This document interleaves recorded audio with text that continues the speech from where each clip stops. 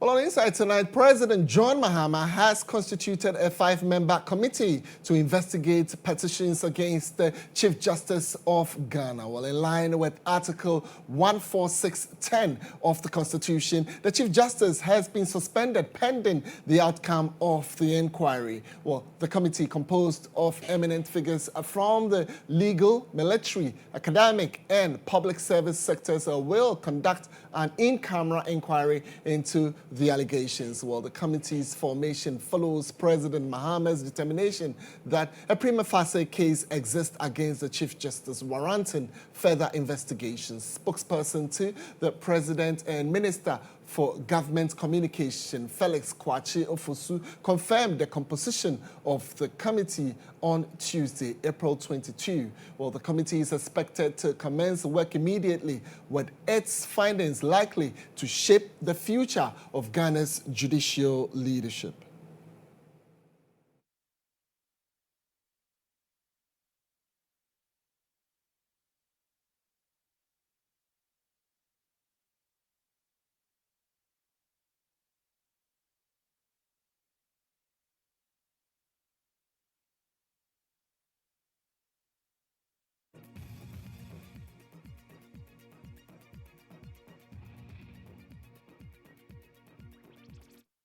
Well, let's give you some sneak peek into the 5-member committee. Well, the committee established under Article 1466 of the Constitution. This comprises the following individuals. So yes, these are the individuals who will sit on the Chief Justice case. Now we have, first of them, Justice Gabriel Scott Poaman. He is chairman. He is a seasoned justice of the Supreme Court. Justice Poaman brings extensive judicial expertise to the committee. You've seen a bit on him right there on your screen. We have Justice Samuel Kwame Edibu Asiedu. Justice Samuel Kwame Edibu Asiedu. Now, he's another respected justice of the Supreme Court. Justice Edibu Asiedu is known for his impartiality and commitment to upholding the rule of law. Well, the third is Daniel Yao Domolovo, and I didn't bring any justice there. Daniel Yao Domolovo, the former Auditor General, renowned for his anti-corruption stance and rigorous approach to accountability. He adds a lawyer of investigative rigor to the committee. So yes, Daniel Yao Domolovo will be part of the committee that will sit on the Chief Justice case. Now, the fourth will be Major Flora Bazwanura Dalugo. Yes, Major Flora Bazwanura Dalugo. Well, she would be a part of the committee. And then we would have Prof. James Sefa Jisa, an associate professor of the University of Analytical Depth Academia. So he brings on some analytical depths in here. Well, joining us via Zoom is Law Professor Appeagyei. He joins us to speak to these issues. Good evening, sir. Thank you very much for your time. We are grateful that you are joining us, Professor Appeagyei. Prof, so I have varied views on varied reactions on the Chief Justice, the news coming out on the CJ's suspension. Tonight, can you take time to share with us your views as you've received it? How do you feel about it? Well, I'm looking at it strictly from the point of view of what the Constitution says.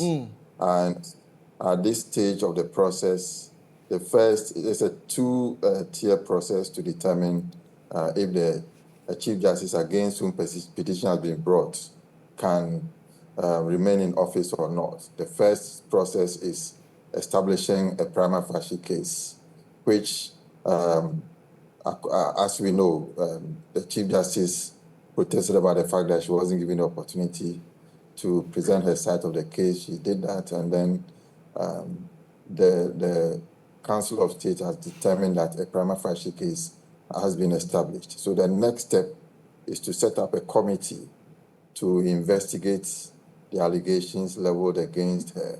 And when the committee's report is submitted, that is not subject to any appeal. It is final, and the president is obliged by the Constitution to respect that decision and to ensure that it is complied with.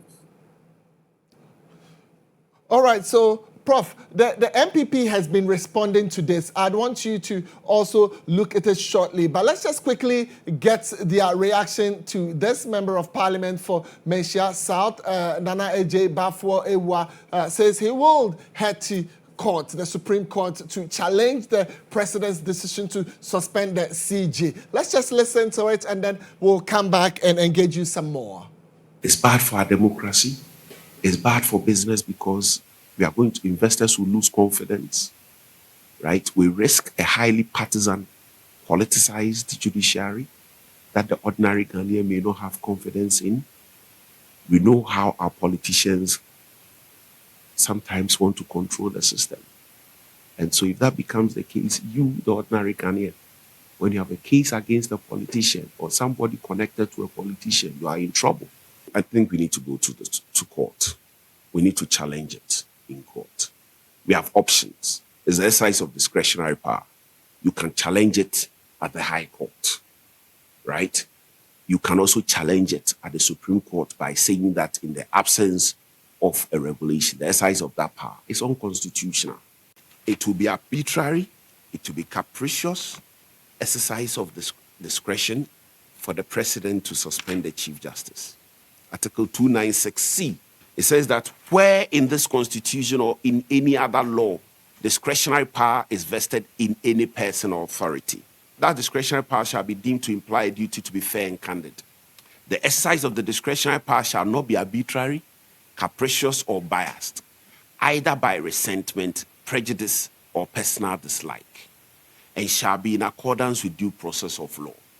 And where the person or authority is not a judge or other judicial officer, they shall be published by constitutional instrument or statutory instrument regulations that are not inconsistent with the provisions of this constitution or that other law to govern the exercise of the discretionary power.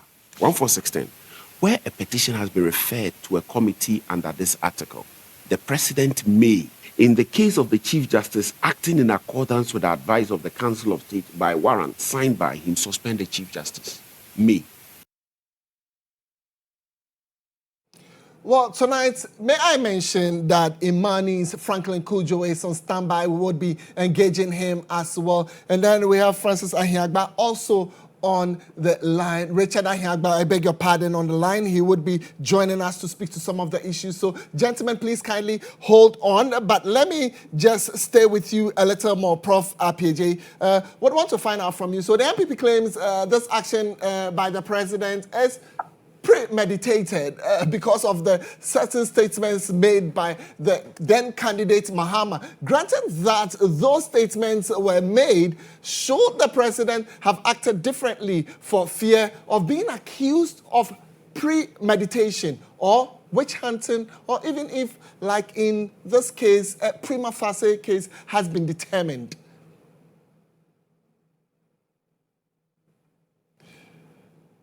Hello, Prof. Appeagyei. Are you still on the line? Yes, I'm here. The line was dropped a little bit. My apologies on that. So yes, we are back. We've listened to the MP. He's made his point. He says, look, we're definitely going to court over this. But I'm tempted to find out from you that the MPP claims that this action by the president is premeditated because of certain statements that the then candidate Mahama made in the past. Would want to find out from you, should the president have acted differently?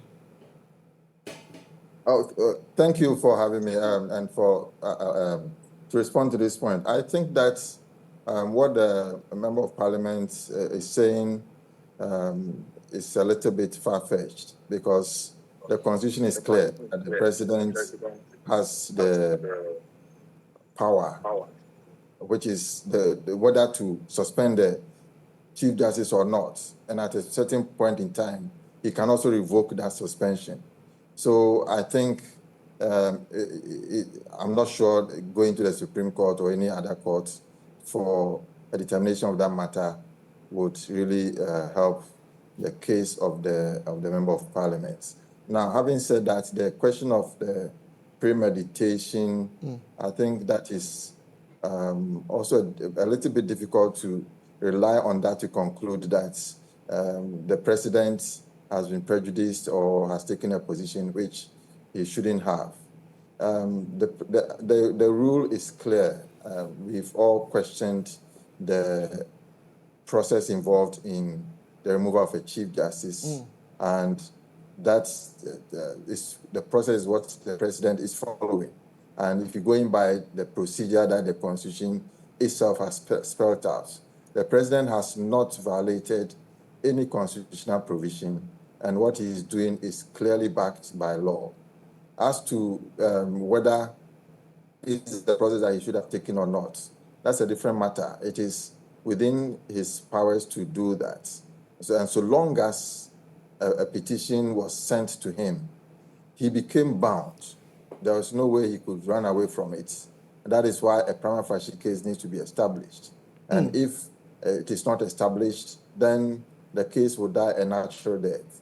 And so that is why when the Chief Justice asked for the opportunity to respond in the name of natural justice, she was given that opportunity. So having done so, up to that point, the government, the president had not done anything wrong. And the Council of States has made a determination that a prima facie case has been established.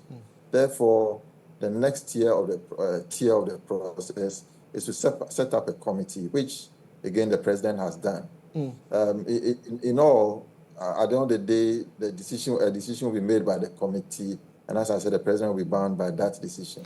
All right, Prof. The process itself is not very fair, it's not very transparent, and it gives room for abuse. But we are not saying that the president has abused it. I don't think it lies in the power of anybody to come to that conclusion, or at least I'm speaking as a lawyer. I think we should allow the process to go through before we can, for a determination to be made, instead of allowing the politicization of the whole process, which at this stage, I think is going way too far. And all right. That might cause some problems for us as a country. Okay. Prof, thank you very much. Let me get to Richard Ahiagbah now. Richard, let me find out from you. So, yes, Prof, like rightly mentioned, the president has done no wrong. A prima facie case has been established. Are you saying that even though the prima facie case has been established, it was wrong for the president to have gone ahead to suspend the CJ? Hello, Richard Ahiagbah, if you're still on the line. Hello. Hello. Richard, thank you very much for your time. Kindly, did you hear my question?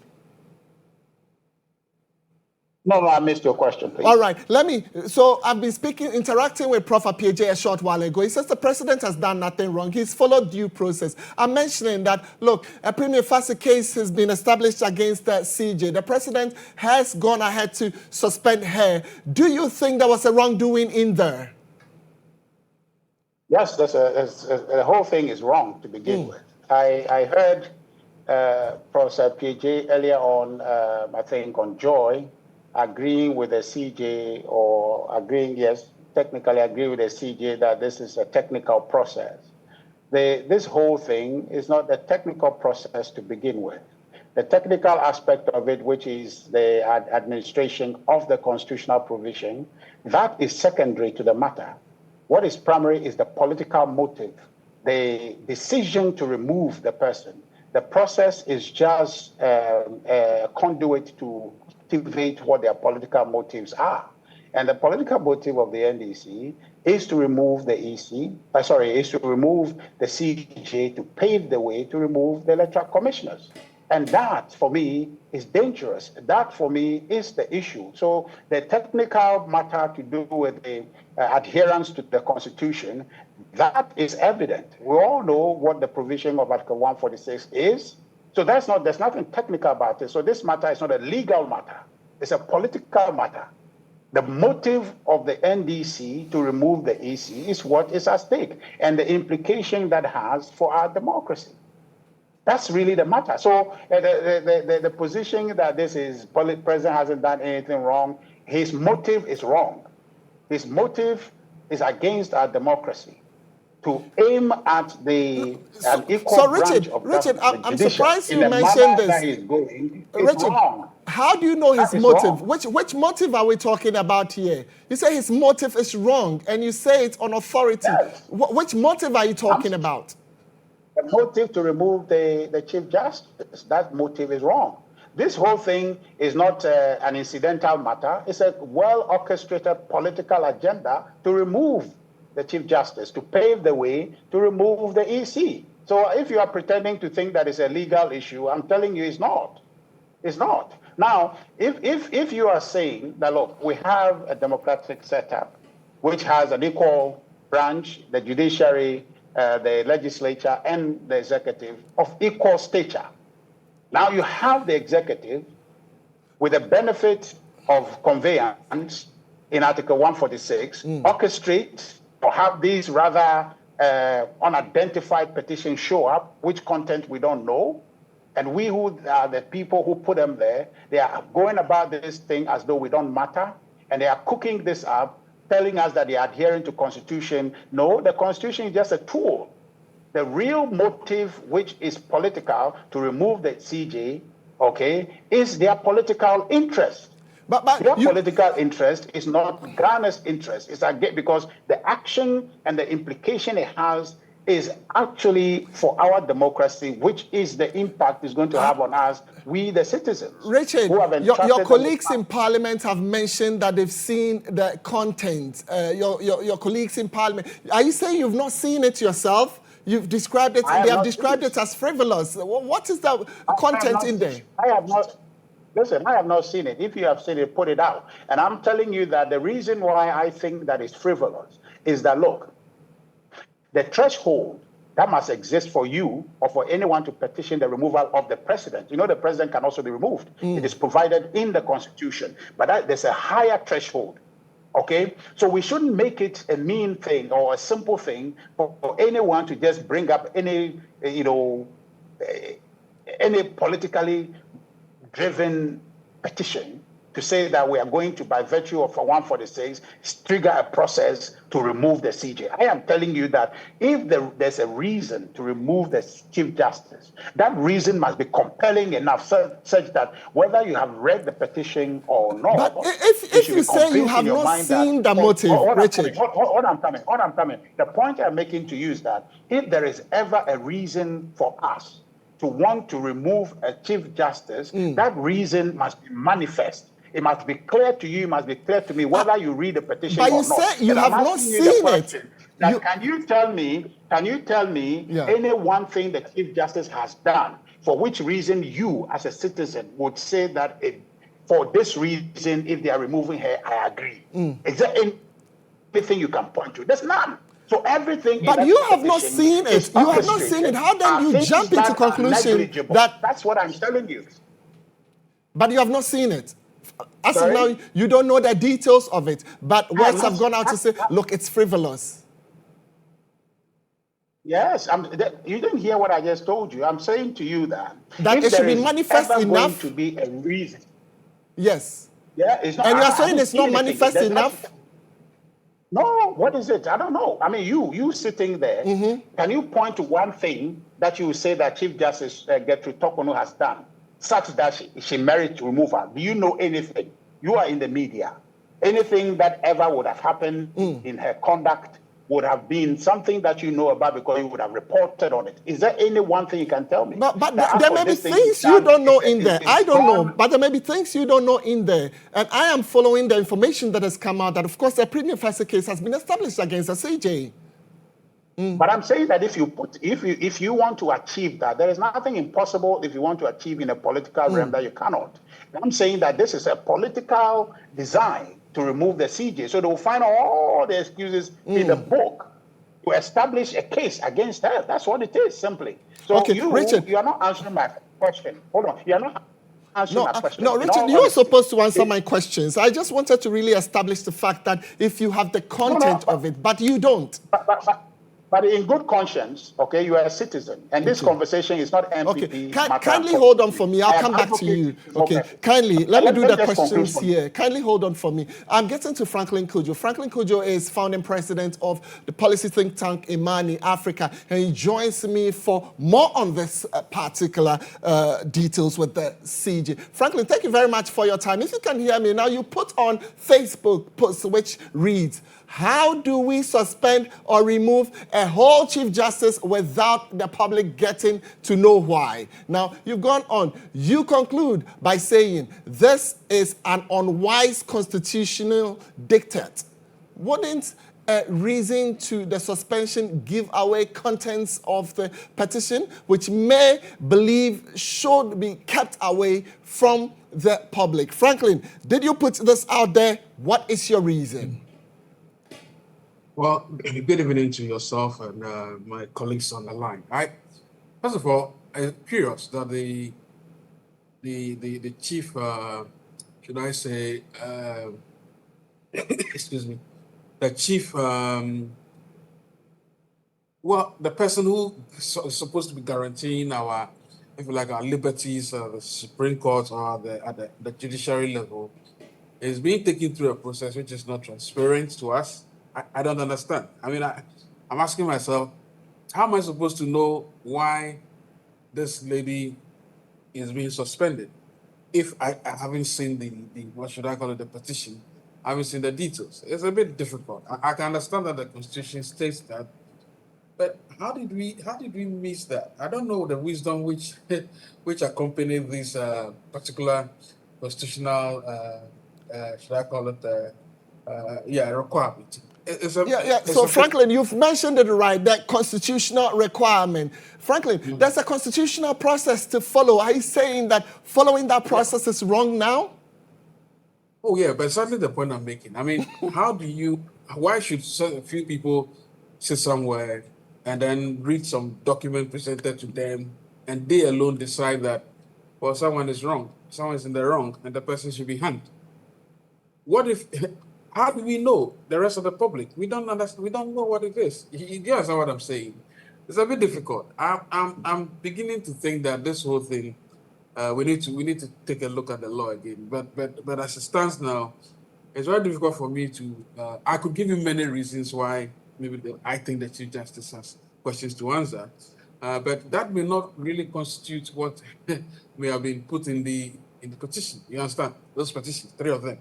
So it's important for us to know what exactly is in those petitions, and then what really led to the prima facie, whatever the decision that has been taken. It sounds too quite uncivilized, really. I mean, I don't understand. I mean, imagine you have been taken to court, and then everywhere else is shut, and then a few people sit on your case, and nobody's allowed. Even your lawyer is not even allowed to be in there, and then all of a sudden you are slammed and given some hefty sentence. How would that make you feel? It's difficult for me. But Franklin, so, you know that Chief Justice would be heard in camera. She's allowed to have her legal representation. I'm not sure if you don't know this part of it. But you see, what we are discussing is a serious matter. I feel strongly that, look, this in camera thing is not complete nonsense, really. First of all, this person is the one, as I said, is supposed to be basically the person who holds the Constitution for everybody, more or less, at the highest level of, at the court. Then this same person is being taken through a process supposedly fair, and then probably hanged. How does that make sense? I don't understand it. So look, yes, it maybe something we can't change right now because it's already in the Constitution. But we need to know. I think it will be wise for us to know exactly what it is. I've seen a few things being published here and there, which will constitute procurement infractions or basically, should I call it administrative abuse? But I don't know whether they form part of the petition or the reasons why she's being removed. I don't know. Franklin, I put a note down, and let me just share it with you. Maybe you can help me with some answers. So the decision to suspend Chief Justice pending the outcome of a committee's investigation is a discretionary one. So the president, in the interest of the judiciary, should not have suspended the Chief Justice. Do you agree to this? Well, of course, it is discretionary. At this stage, everything is discretionary. Otherwise, we should know why this has happened. You understand? In fact, it's this, there's a provision that suggests that, look, you can only remove a Chief Justice upon stated misbehavior or infirmity of the mind or body. I mean, if these instances are cited, then it could be one, right? That stated misbehavior, because we don't know her. I think she's still sound. She's not sick. So we need to know those behaviors that constituted this. Should I call it reasons why she's being called? She's going to be hanged. So look, if we don't get to know that, trust me, it will be difficult for me to sit here, even though I know that the judiciary is not necessarily one of the best. I don't like them that much. I have to tell you the truth, because I feel that there's a lot of, how do I put it? They are not innovative. Most of them don't think outside of the box. They are strict textual. Should I call it? How do I call it? Yeah, there's a term they give it. They're strict. They judge according to the strictest textual. What should I call it? Reasoning. A few of them have been bolder, though. I mean, the likes of Justice Tatiba, I've heard a few times. I think he's been a bit bold. So All right. for me, Franklin, from the get-go, I have a challenge. But seriously, I think that look, we need to know what has happened. I mean, all right. I could understand why, if there's a sour reason, somebody goes to put up reason, sour disenfranchisement, maybe yes. But look, at this stage, we are speculating, and I don't think it's helpful for us. Franklin, thank you. Thank you for the points you've made. I'll kindly come back to Richard Ahiagbah. Richard, thank you for your patience and waiting. And sorry about all the interjections here, but let me come back to you on a post you put on social media and try to get some answers to it. You rightly mentioned on social media that the EC chair is next. You mean it? I mean it. That's the drive. And the NDC is on a roll, and they think that nobody can stop them. And she should have actually gone first, actually. She should be gone long ago. And you see, so she should be gone long ago. Yeah, so you see, Franklin, and this is the point. The question is that there are petitions pending before the president now, petitions on the president's desk regarding the GHOne Mensa and company at the EC. The question is, why hasn't the president forwarded that? He got those back in January 2025. Why hasn't it referred those to the Chief Justice, right? Because why? Why has it kept those petitions and now is taking action on removing the CJ? The only reasonable deduction then would be that he is sure that this Chief Justice will not go with the flimsy excuses. I know Franklin will not agree, but the flimsy excuses in those three petitions that I have seen to remove the EC, and so therefore he wants to remove the CJ to pave the way for a more pliant CJ, a more acquiescing CJ, so he can use that CJ to remove the EC. And I think that while he's doing that, he is aiming at our democracy. I agree perfectly with Franklin to the extent that we, the people, are not privy to the matters at issue in the removal of the Chief Justice. That is problematic, because this is our democracy, not Muhammad's democracy. This is our democracy. We have given them power to exercise on our behalf. So if any matter arising to the extent that an equally powerful or equal in stature arm of government is being removed, there should be a higher threshold. The processes in 146 are express, and we all see it. Before you get to triggering 146, the reasons must be compelling. And that's why I was asking you that question, that can you, and Franklin actually confirmed that, can you at any given point now, since 2023, when Madam Getru Tokono became Chief Justice, a matter that is so egregious that you yourself will have comfort to say that because of this, if she's being removed, I think that it is proper. It will serve as a deterrent for other CJs not to conduct themselves in that matter. And my answer for you, confident answer for you, is no. There isn't anything egregious that she has done, either by misconducting herself, that you can tell, reported in the media. So that is you confidently. But Richard, there, as I sit here, if anybody implicates the Chief Justice whatsoever, you can have an issue and you can carry on with the issue. Petition, but it's not everything that will come in the public eye. I continuously mention that I have not seen the document. You boldly mention also that you have not seen it. So, but you keep mentioning that it is trivial. You are missing the point.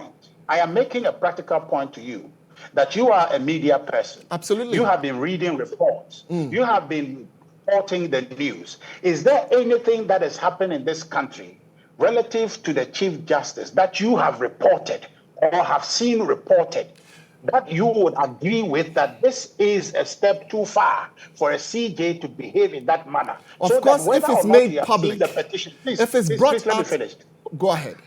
Let me finish. So that whether or not you have seen the petition, because of that conduct, you can have comfort to say that if she's being removed for that, I think that that conduct was unacceptable, was unbecoming of a CJ. Therefore, I agree. Even before you see that, there isn't any public report that shows a clear misconduct by the woman. So therefore, any petition is amounting to nitpicking, driven by politics to put together some ideas to say that these are the basis. I don't see anything expressed. If we are going to remove President Mahama or we are going to call for his impeachment tomorrow, reason or the misconduct is being expressed. You yourself should be able to see that, yeah, if President Mahama is removed or is impeached because of this thing, yes, it's against the oath of his office that is holding. Richard, We thank don't you. have I'm anything sure like that. Now, all of a sudden, you say that you are removing a CJ. That is undemocratic. That is wrong. That is a danger to our democracy. That's the point we are making. All right, and the Richard, president thank you. Because of time, I would have loved to stay on and on and on, but because of time, Richard, I plead. I'm sure we'll get an extended moment in our subsequent bulletin and we'll stay on the subject some more. I'll take a break at this point, but yes, we still have more stories for you on our local front. We're back shortly with more details.